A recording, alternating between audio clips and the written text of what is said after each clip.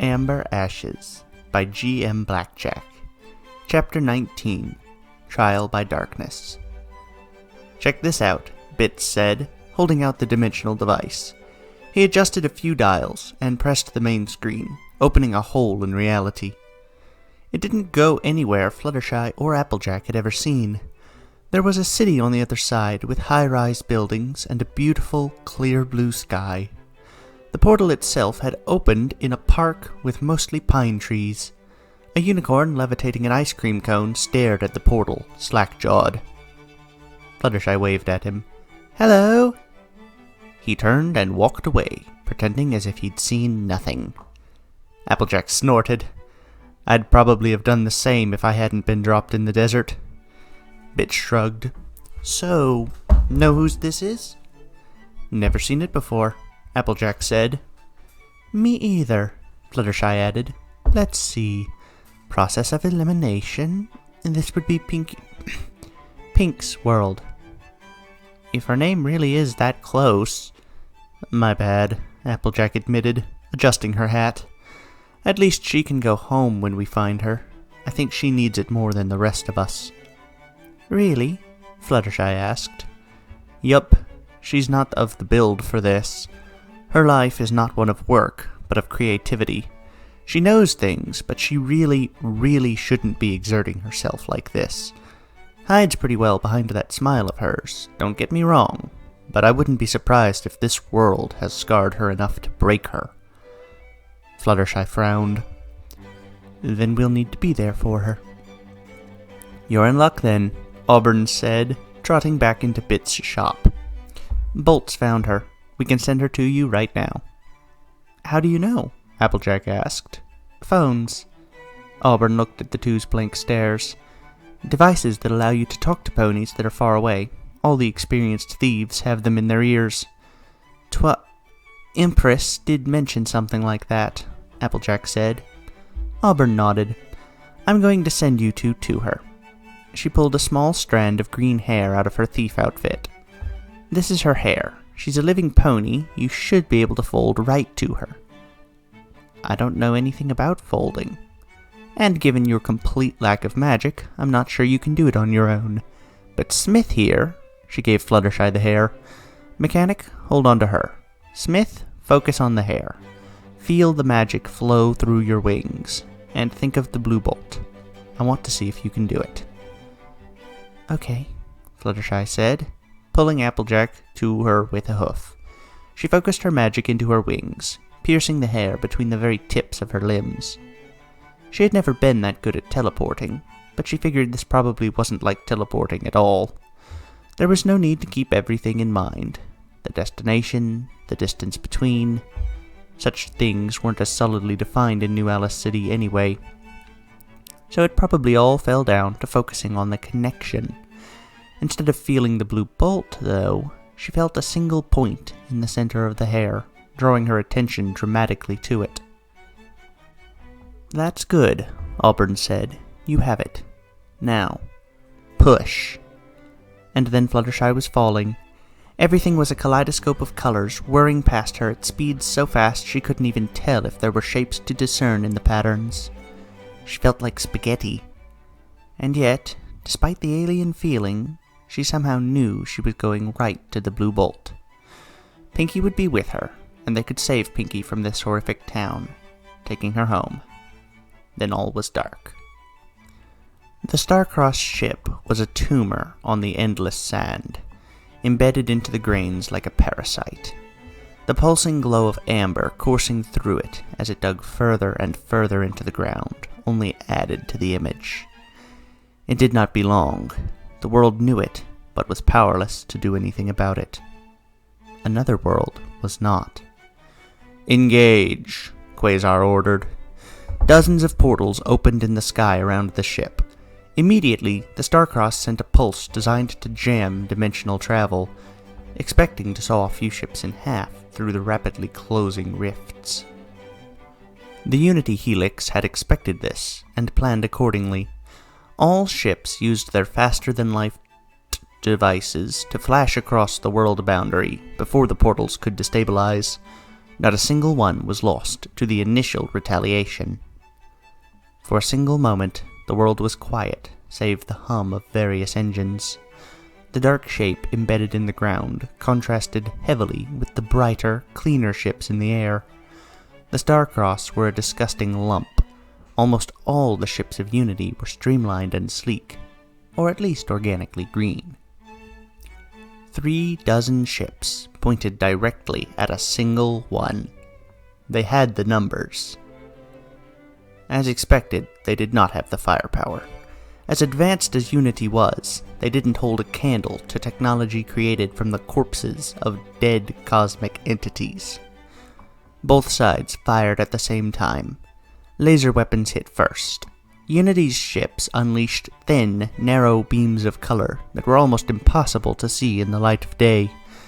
The Starcross created spheres of multicolored energy on the outside of their ship, focusing lasers with the diameter of houses upon the attacking ships. Shields activated. Unity's shimmered with a soft blue color upon impact, while the Starcross shield shone with a green hexagonal pattern, lighting the ship up like a disembodied dragonfly eye. A couple of the smaller Unity ships gave out first, shields collapsing from the strain and exploding, sending smoldering metal down to the sand below, melting it into glass.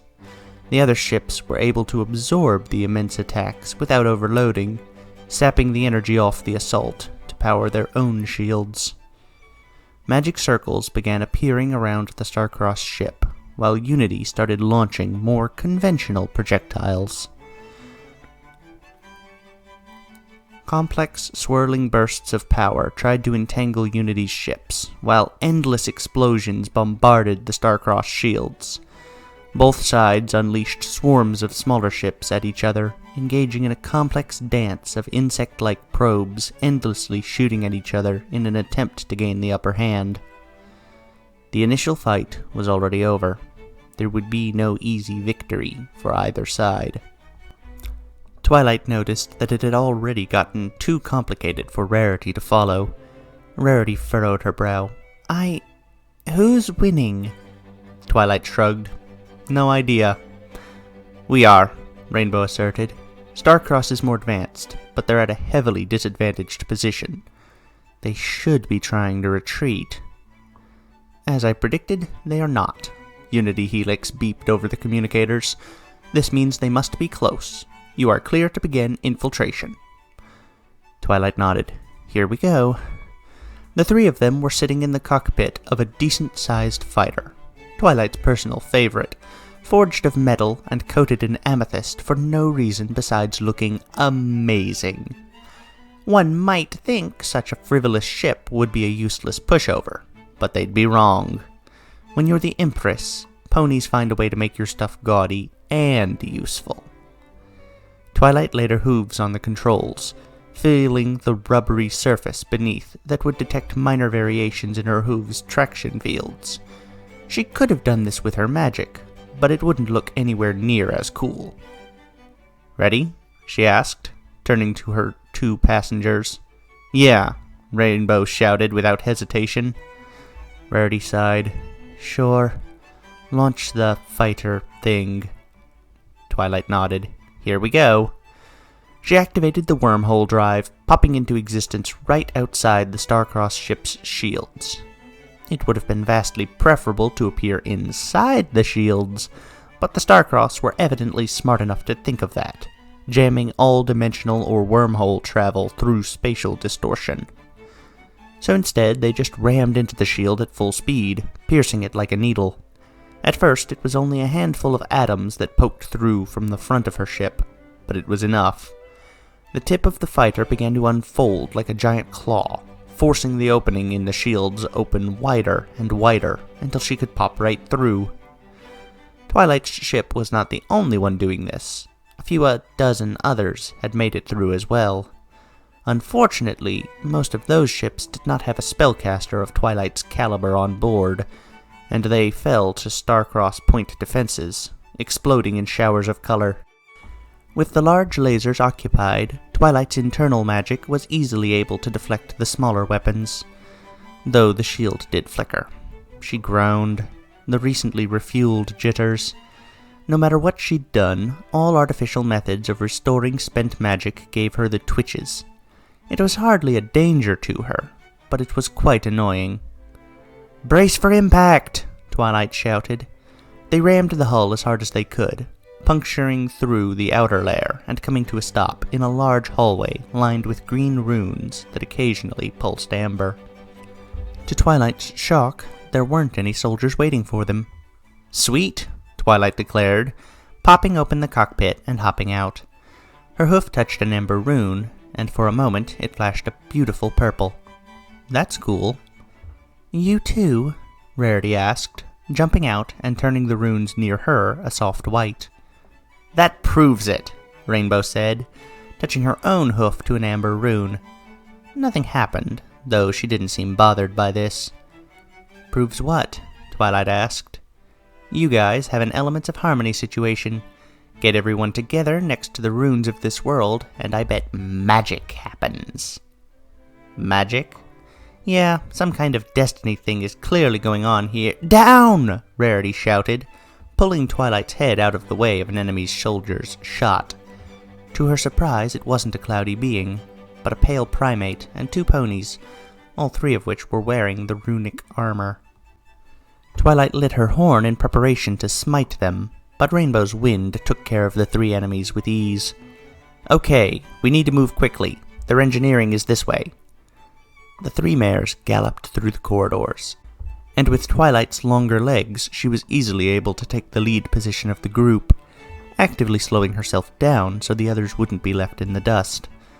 Soldiers met them, firing every weapon they had, but the few that managed to force Twilight into the pure defensive were quickly taken out by backup spells from Rarity or a burst from Rainbow's pulse cannon.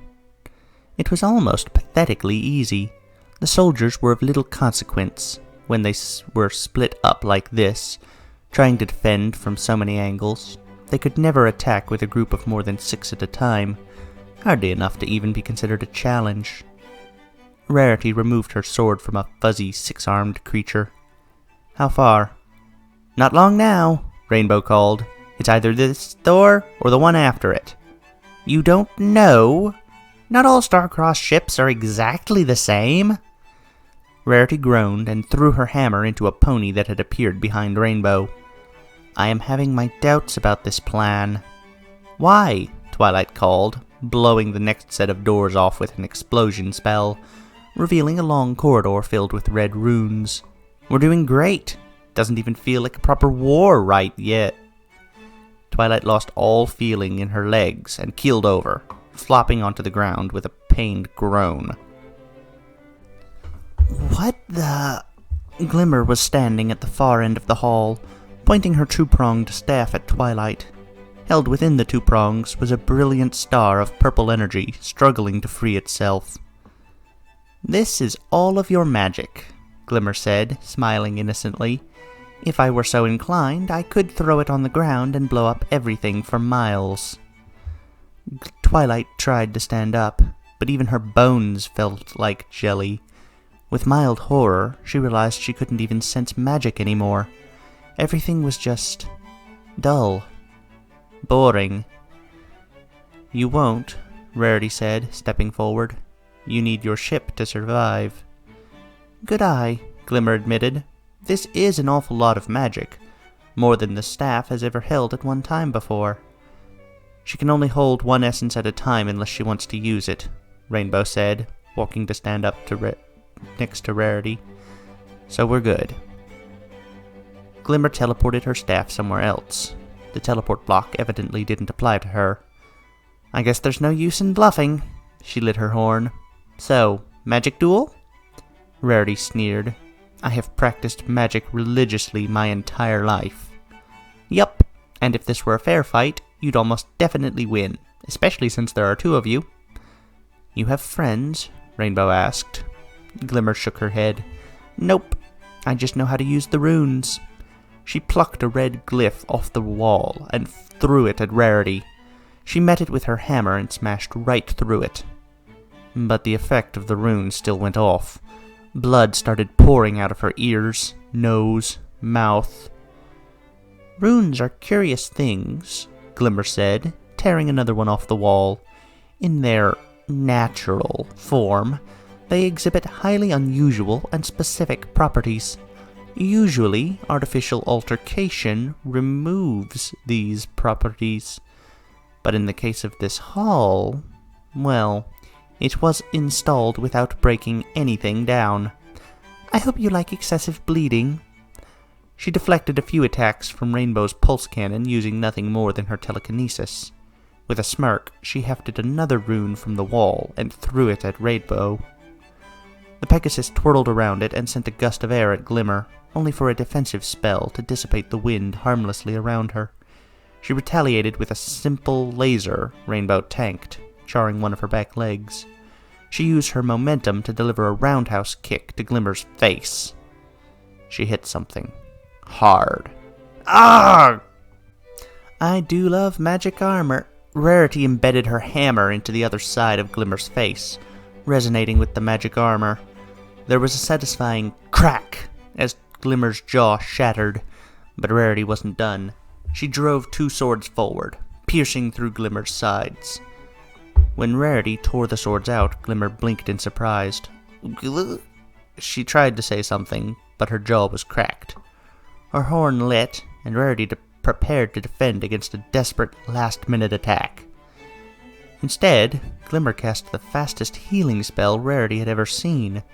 Her jaw reset itself, and the punctures from the swords disappeared as though a sort of healing rammed into them and popped out. Then Rarity noticed. The bloodstains were gone too. What in... Don't have time magic where you're from? Glimmer asked. Shame. All I did was turn the clock back. She bowed. Rainbow thought this was an opportunity to attack her, but Glimmer wasn't truly vulnerable. She used Rainbow's aggressive attack to smash a rune into her, causing the blood to pour out of her every orifice. Gah! Rarity could already feel the lightheadedness of blood loss, and she didn't have time to cast a healing spell. Time for something desperate. She pulled the meteor rifle out and aimed it at Glimmer. She pulled the trigger. Glimmer was already there, cutting her weapon in half with a blade spell. Rarity was surprised, but didn't let this deter her.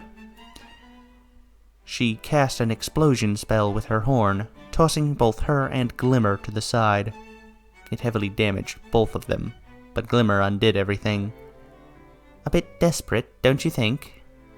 Rarity managed to bring herself to a standing position. Yes. You really are hurting yourselves like this. Just stop, I'd rather not kill you. Or have you kill yourself, which is probably going to happen if we continue like this. Your terms? Glimmer blinked. I wasn't actually expecting you to listen to me. Huh.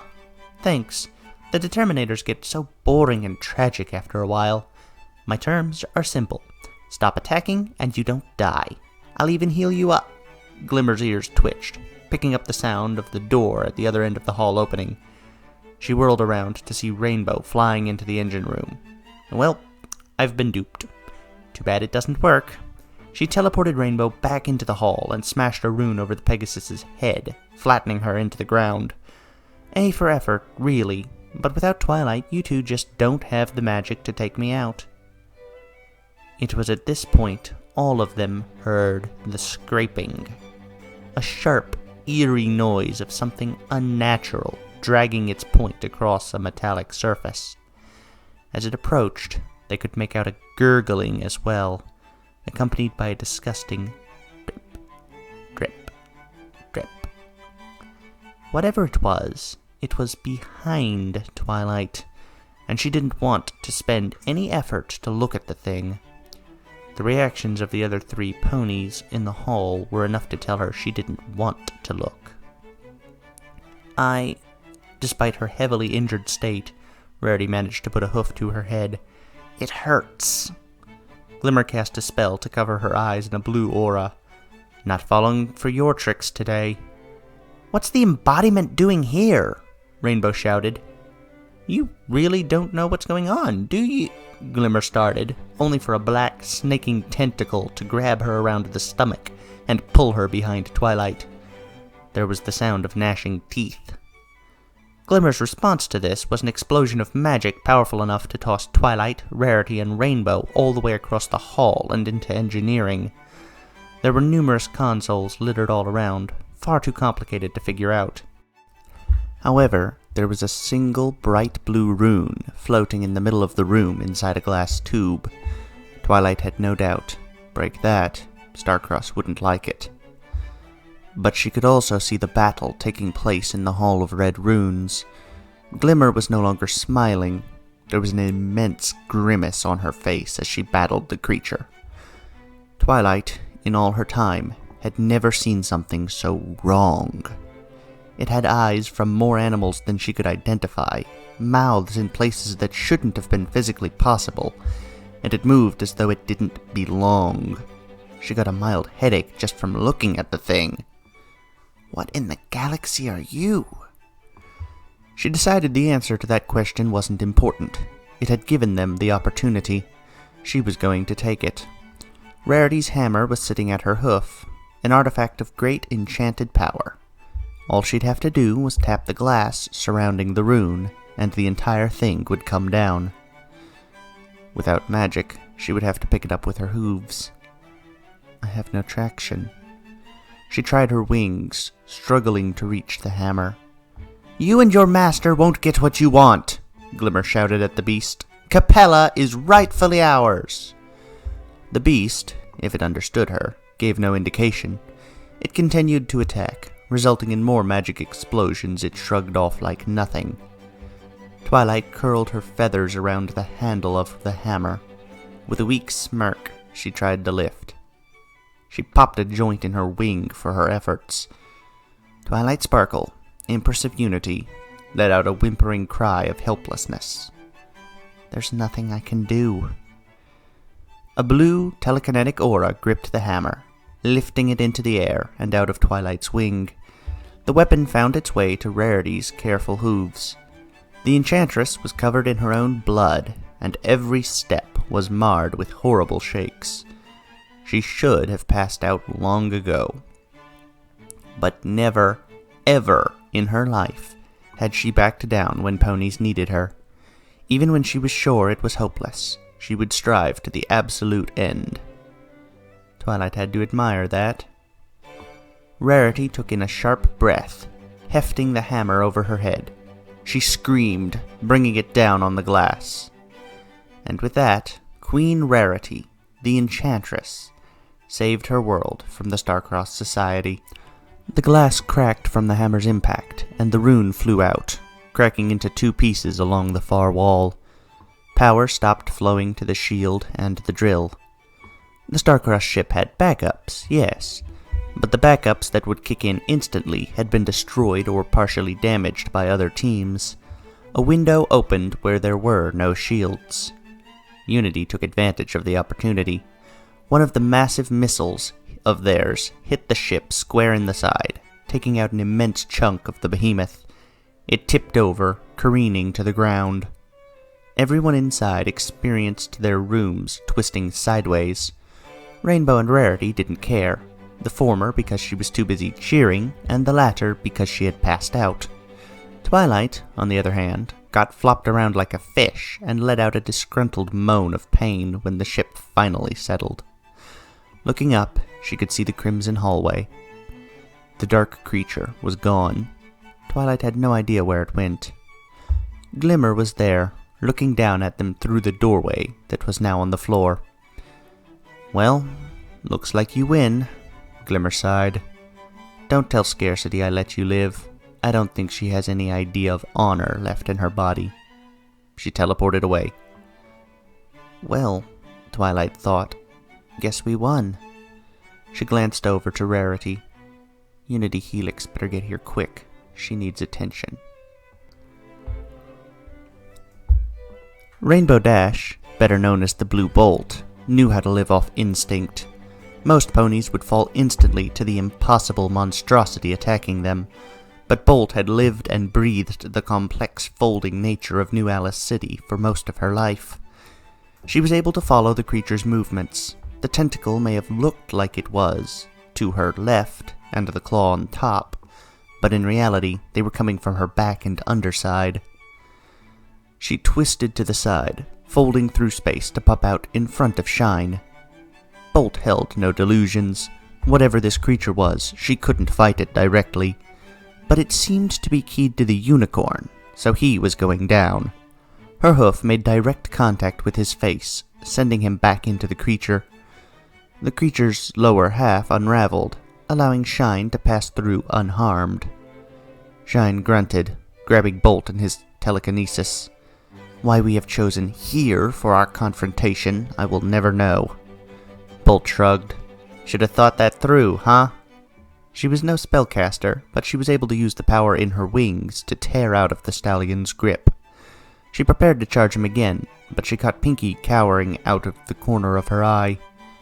Can't let her be skewered. She jumped to the side, grappling Pinkie just as the spiked limb crashed down, shattering much of the black brick wall. Fold away, Bolt thought. No? Fine. Trapdoor, trapdoor. The impossible creature folded into existence in front of her, snarling with a mouth it hadn't had a second ago.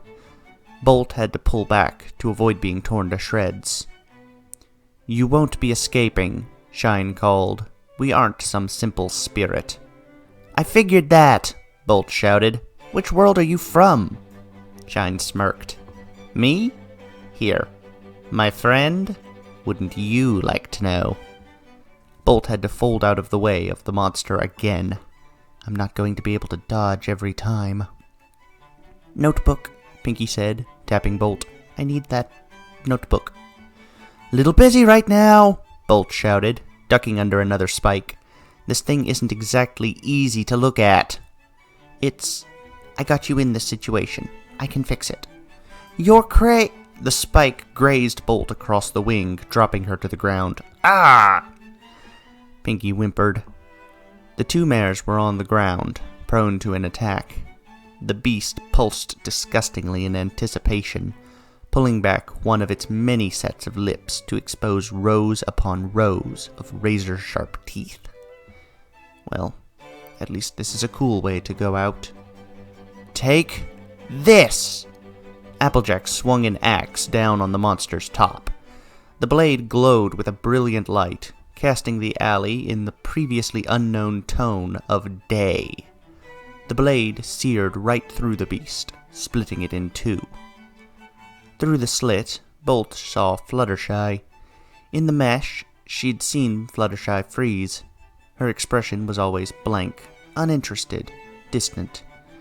That was not the case now. Her eyes were open in pure, unfiltered fear. She knew the creature was wrong. Bolt shook the horrified expression out of her head. She had an opportunity now. She twisted her legs back and kicked Shine under the jaw, tossing him to the side. Behind her, she heard Applejack groan. Whatever that meant, it wasn't good. It didn't deter her. She grabbed the notebook with its pen and tossed it to Pinkie. Pinkie wrote down a single sentence. Then the darkness came. Bolt furrowed her brow. The city went dark, even the light of the moon vanishing in the oppressive darkness. Only Applejack's axe still shone bright.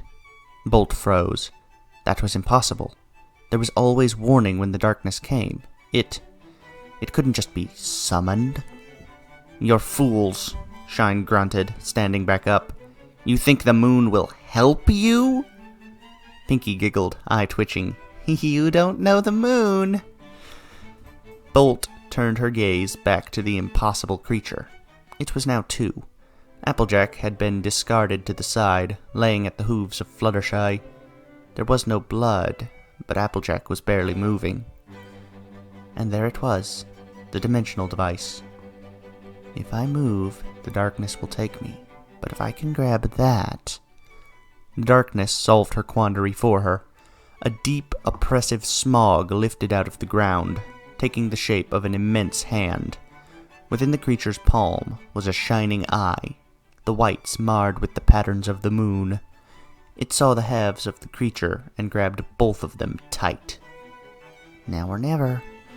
Bolt grabbed Pinkie and folded past the battle between two monstrosities. Heh, I'm going to be the only thief to ever see the beast of darkness and live. Sweet. No! Shine shouted at the hand of darkness. Do you not know where you came from? The hand, the moon, spoke. It amuses me that you think I care. That voice, Bolt had heard it her whole life without realizing it. She lost focus, falling face first next to Applejack and Fluttershy. Oof!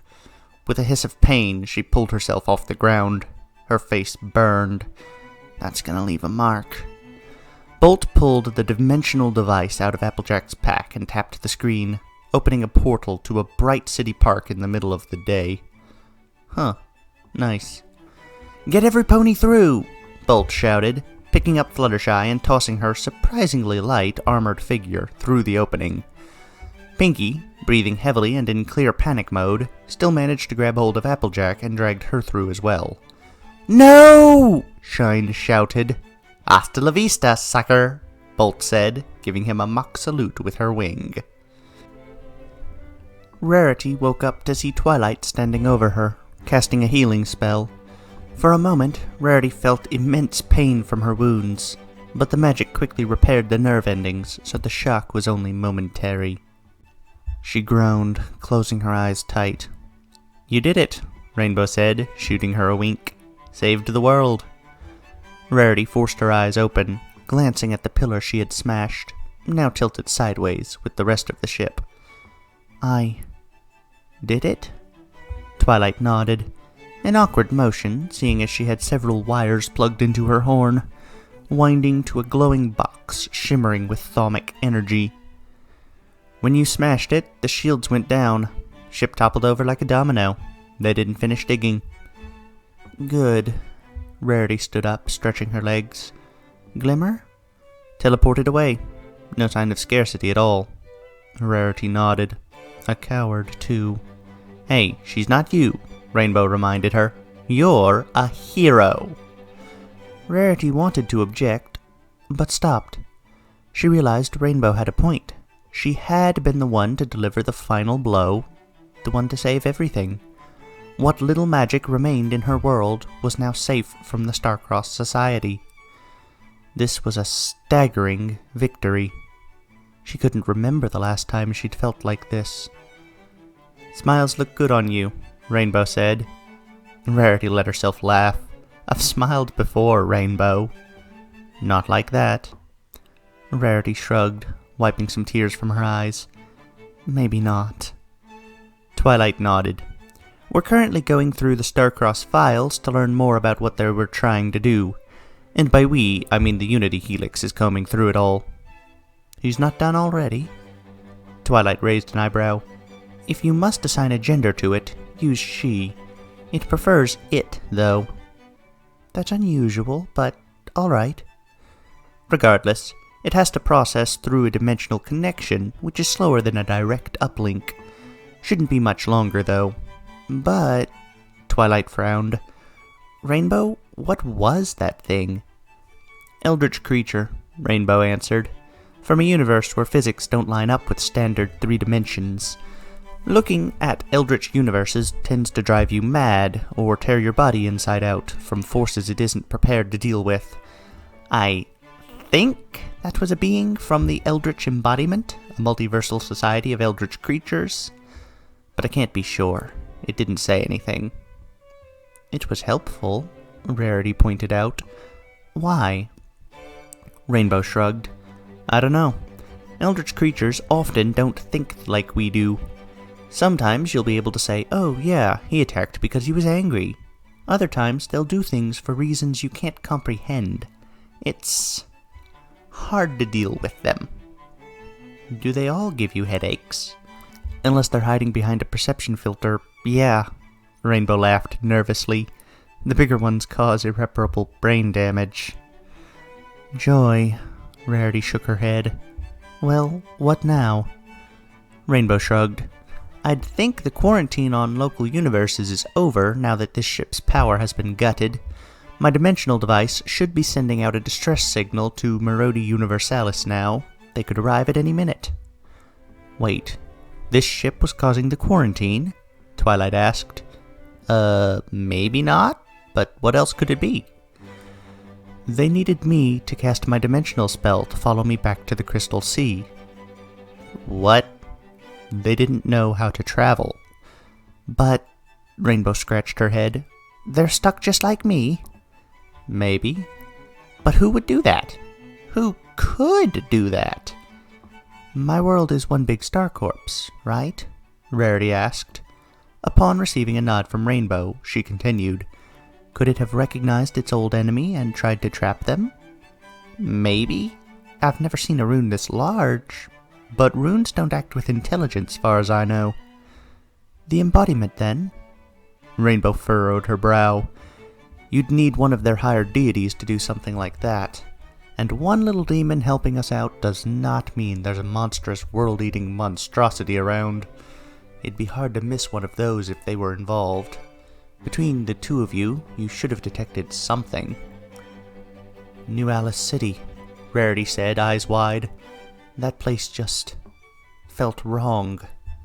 Rainbow froze. And that's where we sent our friends. Unity! Twilight called, addressing the glowing box. Have you figured out the dimensional accessories yet? I have, the intelligence responded, but I don't think New Alice City is what you're looking for here. I found something concerning in the Starcross archives. What? The Unity Helix restored power to one of the large screens in engineering, displaying a diagram of Rarity's planet. It showed the Starcross ship sailing through the runic crust to the hollow interior of the world. Except it wasn't completely hollow. In the very center of the empty void sat a symbol made up of an eye with several tentacles. It was labeled Rixlin. Well, why didn't any pony detect that? Rainbow shouted. It's right under our hooves! It was hiding under the runic crust, the Unity Helix answered. Unless one were to extend their perceptions as far into the ground as they could, they'd feel nothing. Rainbow turned to her two companions, horror on her face. Wait, no, don't! Too late. Rarity and Twilight had already pushed their magic into the earth. They connected to the runes below, finding the hole the Starcross had dug easily. It did not take much more effort to push through the rest of the rune and touch the interior of the planet. Emptiness. Emptiness that looked back. You're welcome. Rarity screamed, and Twilight let out a hiss of pain. Rainbow rushed to Rarity, slapping her across the face. Focus on me, not on whatever you saw down there, okay? Rarity tried to remember what she'd sensed. She got almost nothing. Nothing but a pit in her stomach, and the words. I don't know. Good, you blocked it. Twilight? Twilight rubbed her temples. I'm having bad luck with meeting gods these days. You're fine. Rainbow let out a sigh of relief. That was extremely dangerous. Those things can shred your minds like a lawnmower without even trying. Lawnmower? Rarity cocked her head. You can figure out what I mean. Rainbow waved a hoof angrily. Rarity shook her head. Right. What does this Rixlin mean for us? It is eating your world alive, the Unity Helix said. It is trying to devour the entire rune on which your world sits, draining the magic in the process, turning the once grand star to little more than amber ashes to serve it. It is responsible? Yes. It no doubt assisted us by sending servants in order to protect itself. The Starcross planned to drain all magic from the world, would have also cut off Rixlin's power. So we just saved the monster that's destroying my world. Rarity sat down. That's about par for the course, really. No, Rarity, don't do this, Rainbow called. You saved your world. Even if the Starcross had defeated Rixlin, it would have taken the rest of the magic with it. But now what? All I've done is delay the end again. This monster is still down there, and has always been down there, and what can we do about it? It'll just shred our minds. Rainbow looked lost for a minute, but then she got an idea. The elements of harmony. What? You, Twilight, and Fluttershy, you all respond to the runes. That means you're connected to it. Yes. It may not mean anything to you two, but it means something to me. There's a common pattern in this area of the multiverse of 6 heroes chosen by fate. They come together in the name of harmony, unlock the power of ancient magical artifacts, and banish some kind of dark evil with their power. I am an element from my home world. I have no doubt that you are part of your own set. Rarity blinked. Are you telling me you know what the circles mean? Circles? Rarity lit her horn and projected an image in midair of 5 circles around a 6th center one. Each circle contained a symbol within it. This one. Rainbow grinned. You bet I do. That in the center? That's you, Rarity. The 5 around represent different ponies. Twilight, Fluttershy, Applejack, Pinkie, and... well, I'd say me, but if I'm a betting mare, it's probably the Blue Bolt, since the runes refuse to respond to me. She laughed. This is a classic case of a harmony prophecy. You were probably destined to face off against Rixlin with your 5 otherworldly friends. If I hadn't come along, Twilight would have triggered the event anyway. This was still your fault, Twilight accused. Well, yeah, but it would have been your fault if I hadn't been here. This explains so much. Why 6 ponies were teleported to the Crystal Sea because of one accident. Because they were all connected. Why we can still travel between universes at all in a quarantine. Because the 6 universes are so closely connected, it would be disastrous to fully separate them. Why is there a quarantine at all? She pointed at a diagram on the screen. Because Rixlin doesn't want any multiversal societies destroying its little plan with the runes. You're right. Rarity put a hoof to her mouth. This is what it all means. Yeah, we just need to find the others and we can get a full set of elements of harmony. And guess what? All 4 of them are in New Alice City. Helix, you said you figured it out? Yes, the Unity Helix confirmed. I can open a portal through Twilight's horn if you wish. Twilight frowned. I hate when you use my horn. It's the only magical node I have access to in this room. Fine, I'm almost charged again anyway. Twilight's horn started to hum. So, Rainbow, we find the others and then what? Bring everyone together next to the runes and... well, usually it's a rainbow death laser of some sort. Rarity blinked. Rainbow death laser? Yeah, purges the darkness and all that. But you need a full set to make it work. Pinkie landed in the grass of her world. She was surprised to find an urge to scream thanks to the heavens and kiss the ground. But she put that behind her, turning back to the portal. No! Shine shouted. Hasta la vista, sucker, Bolt said, giving him a mock salute with her wing. The Pegasus leaped backward toward the portal. A single dark tendril from the impossible monster drove itself through Bolt's chest, coming out the back of her neck. She didn't even make a noise. The portal closed with a pop, leaving 3 horrified ponies on the other side. A peaceful breeze blew through the park. That was not a good thing. This is bad news. Oh, by the way, I'll spare you the suspense. Bolt is in fact dead. That killed her. Quite. So, I have been slightly altering the image I use for the beginning of each chapter. You may have noticed anyway that Rainbow Dash's mark, the Blue Bolt's mark more accurately, is cracked. I covered the cracks up somewhat, but my Photoshop skills are not the best.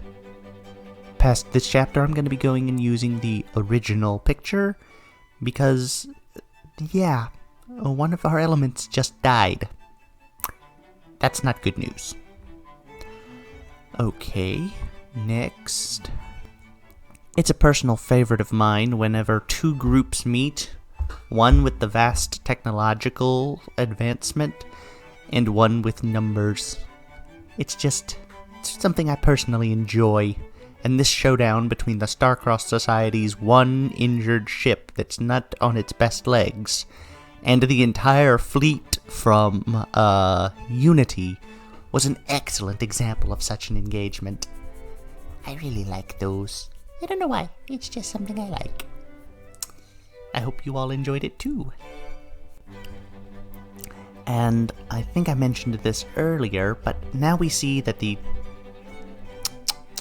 quarantine was in fact not the Star-Cross. I believe I made a comment about that earlier because I was a little confused. I was like, well, I had thought it was the Star-Cross, but then these things don't make sense. Maybe it's something else. I don't remember if I left it being confused or hinting that I knew what the something else was, because I honestly don't remember if I had thought of him yet. But now, yeah, it's Rixlin. Or however you're supposed to pronounce that. It's an eldritch thing. I don't try and pronounce it too hard in case it brings their attention. I'm okay with not quite getting it right. That's actually a good thing.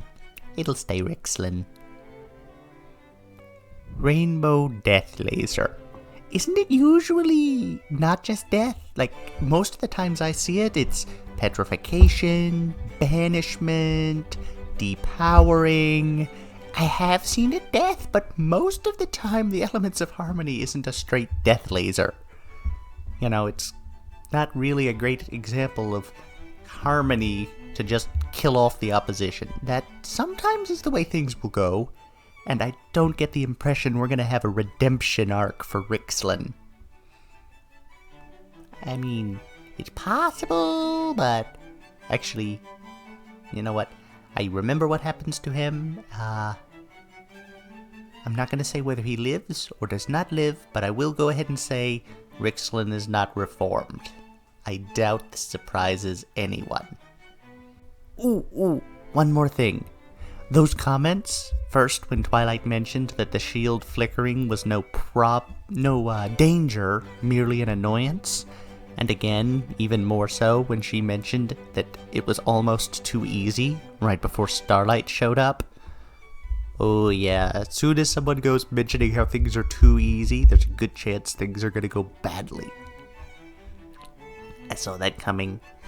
Twilight is too used to being overpowered. She's not used to facing people on even footing. Okay, I think I've just about covered everything I intend to. Thank you for listening. Goodbye, everyone. Have a pleasant time.